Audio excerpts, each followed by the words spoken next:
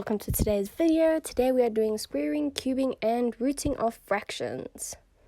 The first thing we're going to be looking at squaring and cubing of fraction, and then we're going to be moving on to the rooting of fraction, whether it's a cube root or a square root. We're going to be looking at both of them. Alright, today I'm not going to be doing my video on the computer like I normally do. I'm going to be doing it handwritten because it's just a little easier to explain. So I apologize for my ugly handwriting, and I hope this video helps you. Let's get started. Alright, so my first example is 2/3 that is squared. Alright, now when any fraction is squared and has a bracket around it, it means that the numerator and the denominator is squared. Alright, so to make it a little easier, I'm going to show that. So I've written 2 to the power of 2 and 3 to the power of 2. It just makes it a little easier and ensures that I remember to square both the numbers. Alright, and then we're going to calculate it. 2 to the power of 2 is 4, and 3 to the power of 2 is 9. So therefore, 2/3 squared is equal to 4/9. Alright, looking at our second example, you'll see that we have a mixed number, which is where we have a whole number and then a fraction. Now, my golden rule is when you see a mixed number, the first thing you want to do is convert it to an improper fraction. Alright, and in order to do that, you're going to say 3 times 2, so the denominator multiplied by the whole number, and then you add the numerator. So 3 times 2 plus 1 will give you your answer, and your answer over the denominator. Let's write that down. So your answer would have been 7/3, alright? And that fraction is squared. So that means the numerator and the denominator is squared. As you can see, here I did not write 7 to the power of 2 and 3 to the power of 2. Alright, at some stage you'll get the hang of it and you will skip that step.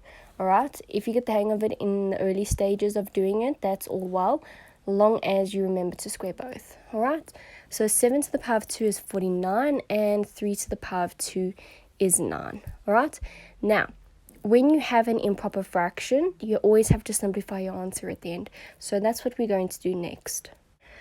So 9 goes into 49 5 times, remainder 4/9. Right, now you'll see the way I've written my answer is actually incorrect. Your fraction line has to be a straight line, okay?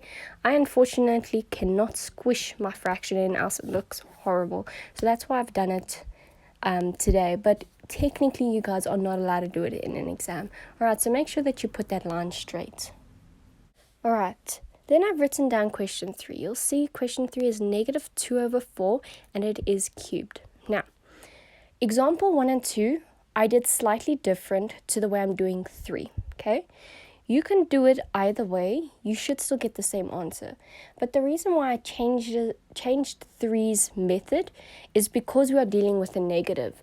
And generally, if you follow the steps of example 1 and 2, you are going to forget to multiply the negative, because the negative is cubed too. So therefore, when I see a negative, I prefer to write it out to make sure that I'm going to multiply it each time. Alright, so I wrote -2/4 3 times, and now I'm going to multiply it, okay? So a negative times a negative times a negative, alright? So we always start with the negatives, or the positives, the signs, alright? That's where we're going to start. So a negative and a negative is going to give you a positive, and a positive times a negative is going to give you a negative. Therefore, our fraction is staying as a negative. Then you're going to say 2 times 2 times 2, and you're going to say 4 times 4 times 4, and you are going to get the answer of -8/64. Alright, do you see why I've done it? And I would advise to do it when you see a negative, to do it this way. Just make sure that you get it right, that you're multiplying the signs. It's a safeguard for you. Alright, now you need to look at your answer and determine if you can simplify your answer. And looking at this, I think we can simplify our answer. So now you need to determine what number goes into 8 and 64. That number is 8, alright? So 8 goes into itself once and into 64 8 times. And we just bring down the negative. So our final answer is -1/8. Alright, let's look at our root questions. So our first question is 4/9 that is square rooted. Alright, when you see a fraction that is rooted, it means that the numerator and the denominator is rooted. So I'm going to quickly write that down to show you what that means. So I've put a root sign over my 4 and over the 9, because when your root covers the entire fraction, it means both numbers are square rooted or cube rooted. In this instance, square rooted. So that's why I've rewritten it with the sign individually on its own number. Reason being is sometimes you forget. You square root the 4 and then you forget about the 9 and then you just write 9 down. And that will obviously give you a wrong answer. So this way, it's a safeguard, another safeguard. It just protects you from doing that. So put your root sign on both the numbers, your numerator and your denominator, and then we're going to calculate. So the square root of 4 and the square root of 9. So the square root of 4 is 2 and the square root of 9 is 3. So our answer is 2 over 3. Alright, and that is a simplified answer. We cannot simplify it further, so that we are done. Let's look at example 2. Alright, example 2 has 1 over 16 plus 1 over 2. And then it's all square rooted. Now the important thing to note here is that a root sign is treated like a bracket. Alright? And with brackets, you need to solve everything inside of the bracket before you solve anything outside of the bracket. Same going for the root sign. You need to simplify everything inside of the root before you can square root it or cube root it. Okay? So therefore, with this example, we need to add these two fractions together in order to root them. Okay? Now, to add these two fractions together, we need to make it both have the same denominator. Okay? Luckily, 16 is a multiple of 2. So all we have to do is multiply 2 to get it to 16. Alright, so if we multiply 2 by 8, we should get 16. So we're going to multiply the top and bottom by 8. Because remember, what you do to the bottom, you got to do to the top. So 1 times 8 is 8, and 2 times 8 is 16. So write down your new fraction. Now that our denominators are the same, we can add the numerator. So 1 plus 8 will give you 9 over 16. Alright, and don't forget to carry down your root sign as you are going along. I find that some students forget they're adding and they forget to continue with the root sign, and then they completely forget to root the question at the end. So don't forget it. Each time you need to bring it down until you actually root the numbers. Alright, so let's root the top and bottom now. So again, I've given the denominator and the numerator individual root sign in order to make sure that I remember to root both of them. So the square root of 9 is 3 and the square root of 16 is 4. So let's write down that answer. So our final answer is 3 over 4. Alright, let's look at example number 3. Example number 3 has a mixed number. Now, when we were doing squaring and cubing, we had a similar example, except it was squared or cubed. I can't remember which one.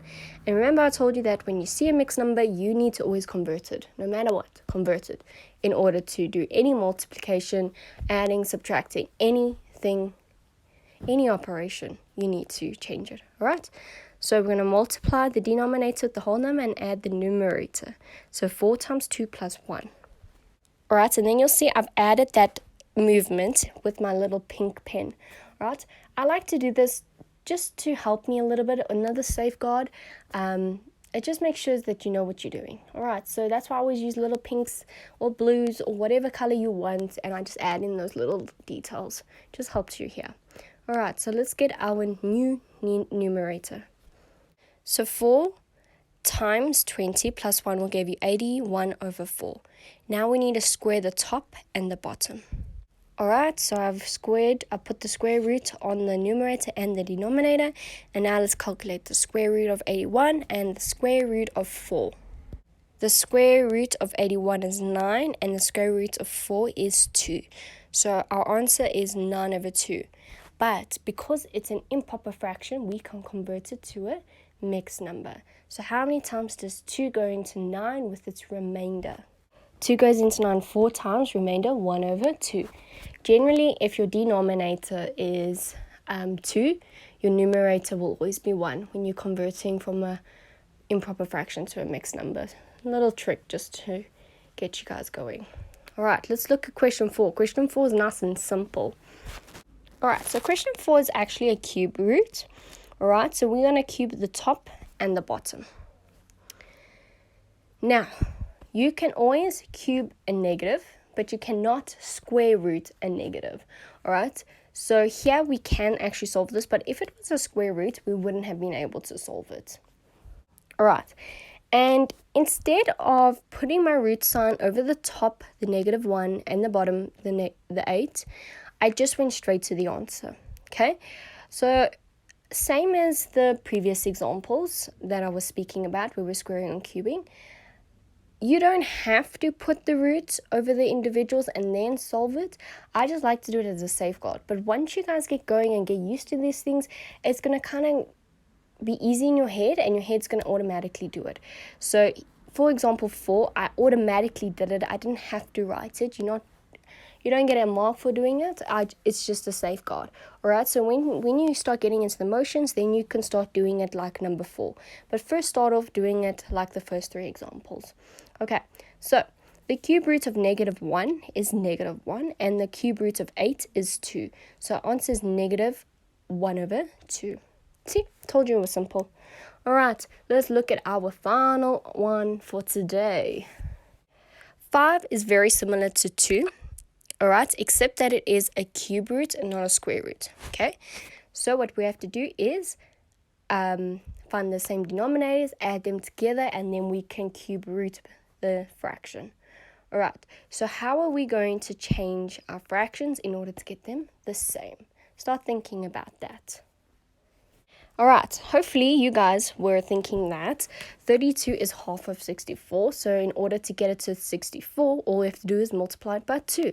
And what you do to the bottom, you got to do to the top. So you're going to say 11 times 2 and 32 times 2. All right, and that will give you a new fraction of 22/64. Again, do you see I use my little pink pen to show my multiplication? I love doing it. It gives you a more accurate outcome. Especially if you love color and you like to study with color. So please do it if you really enjoy it. All right, so now that our denominators are the same, we can add our numerators. So 5 plus 22. And that will give us 27/64. All right, so now we're going to cube root the top and cube root the bottom. So the cube root of 27 and the cube root of 64. All right, and the cube root of 27 is 3, and the cube root of 64 is 4.